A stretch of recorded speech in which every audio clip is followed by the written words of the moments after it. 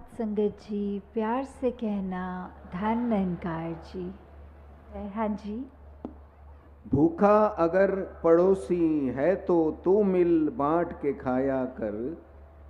तो कैसे हमारे इसमें व्यवहार के अंदर जहाँ अच्छाइयाँ हमें प्रतिदिन और डालनी चाहिए, वहीं दूसरों के हित के लिए कि अगर हमें कोई दिख रहा है कि किसी की स्थिति उस रूप में है कि अगर किसी को किसी चीज़ की आवश्यकता है और वो चीज़ अगर हमारे जीवन में है, चाहे वो कोई वस्तु के रूप में हो या कभी कभी किसी को सिर्फ एक इमोशनली एक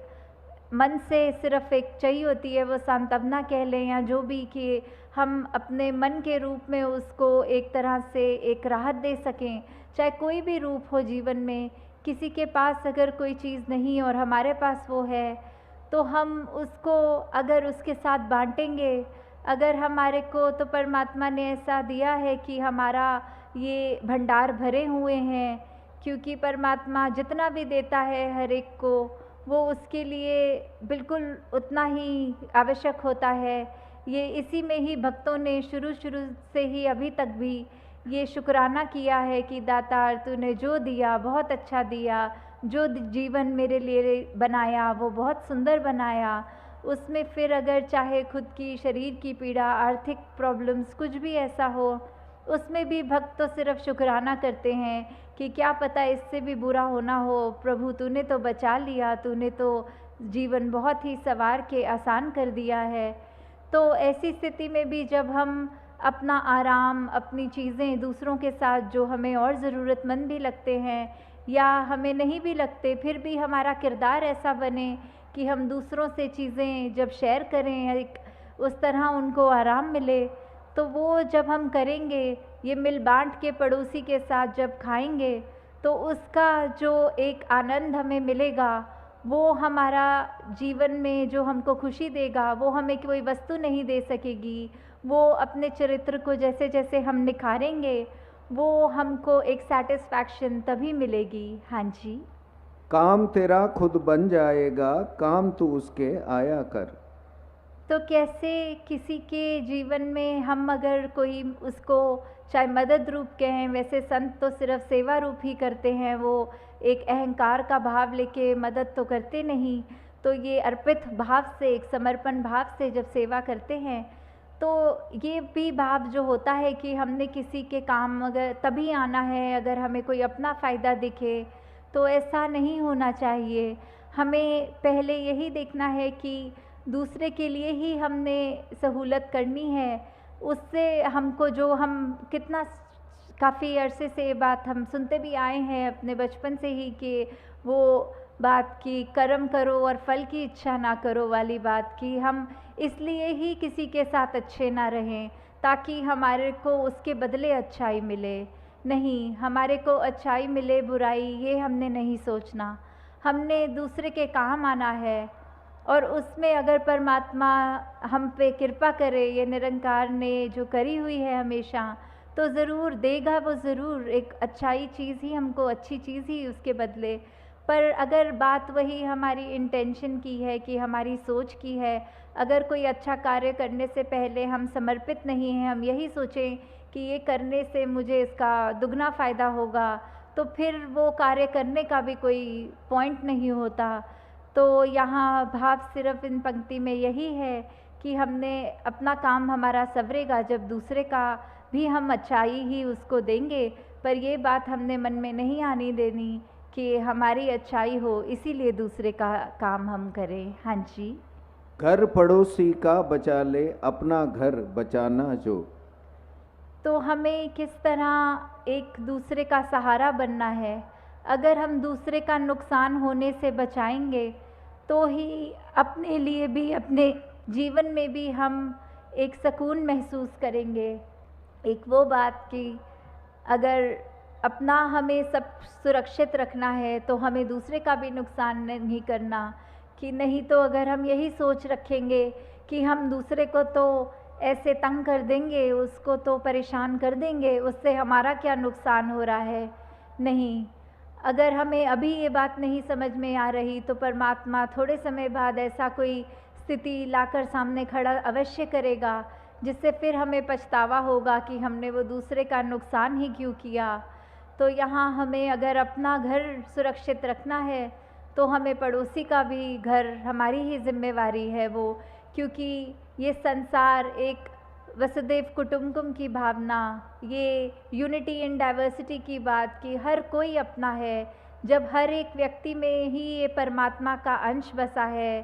तो हर कोई ही श्रेष्ठ है। फिर वो बात नहीं कि सिर्फ मैं ही श्रेष्ठ हूँ और दूसरा श्रेष्ठ नहीं है। चाहे वो किसी भी जाति का हो, किसी भी देश में रहता हो, कोई भी कल्चर हो, खान पान का तरीका, मेरे से दूसरे का स्वभाव चाहे कितना भी अलग हो तो भी वो उतना ही श्रेष्ठ है, मेरे जितना ही वो। बल्कि हर एक को ये भाव रखने हैं कि दूसरे तो हमसे ज़्यादा श्रेष्ठ हैं, हमारे अंदर तो कोई लाकत नहीं, कोई ऐसे कर्म नहीं, और बाकी सब में इतने सुंदर कर्म, इतना सुंदर जीवन जीते हैं सब। तो वही बात आ जाती है कि हमने एक दुनिया के लिए एक वरदान बनना है, और कैसे हमने हर एक के लिए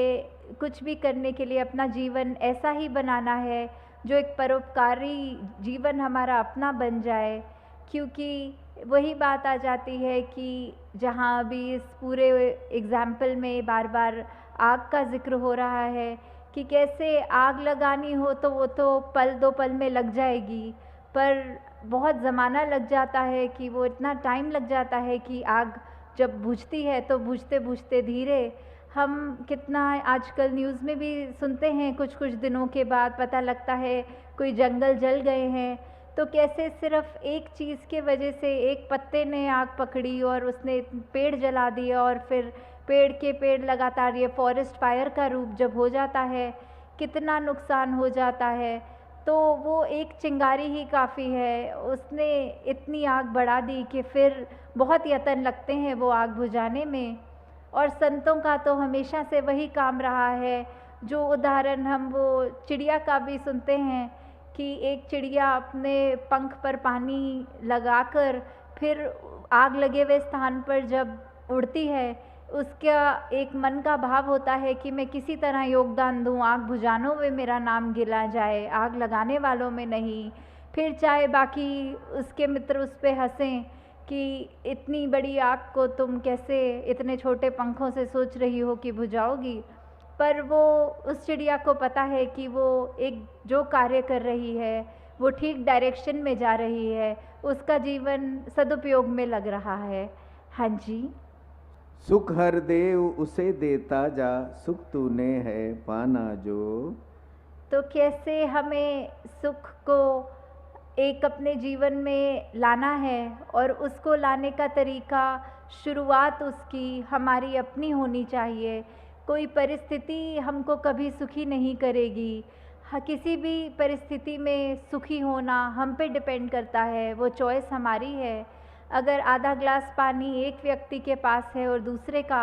एक नाशुक्रा हो सकता है बोल के कि ये काफ़ी नहीं है, मुझे तो पूरा पीना था और परमात्मा ने सिर्फ आधा ग्लास ही दिया, और कहाँ दूसरा व्यक्ति उसी आधे ग्लास में कह रहा है शुक्र है परमात्मा तूने इतना तो दिया, वरना मेरे होठ तो बिल्कुल पानी की एक बूंद को भी तरस रहे थे।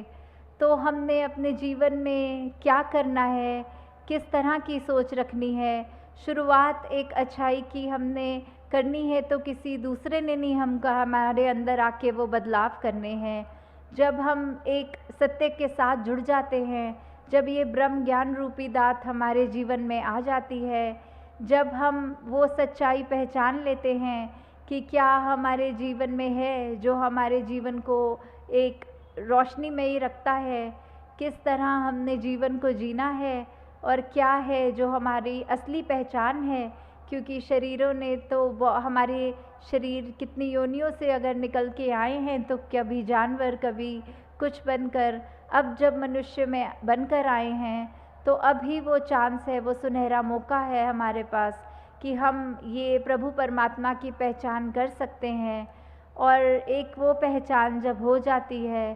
तो निश्चित रूप से ही हमने जहाँ अपना तो जीवन सफल करना है, हमने एक संसार के लिए भी एक पॉजिटिव योगदान देते हुए एक सिर्फ़ और सिर्फ़ अच्छाई की बात मन में रख के हर एक के दिलों तक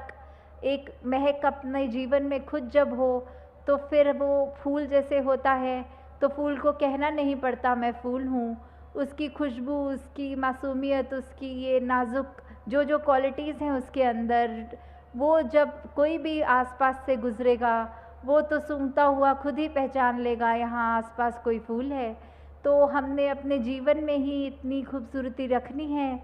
कि फिर वो जीवन हमारा खुद को तो हम सफल करेंगे और हर एक का उसी के साथ और भी एक उनके जीवन में भी एक वो इम्पैक्ट एक पॉजिटिव दे पाएंगे। तो दातार सभी पे कृपा करे कि हर एक का जीवन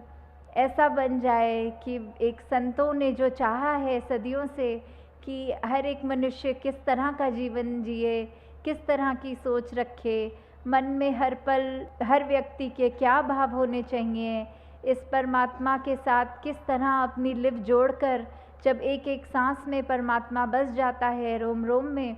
तो फिर हमारा जीवन उस अनुसार जब चलता है, तो ही एक सफल ज़िंदगानी बनती है। साथ संगत जी, प्यार से कहना, धन निरंकार।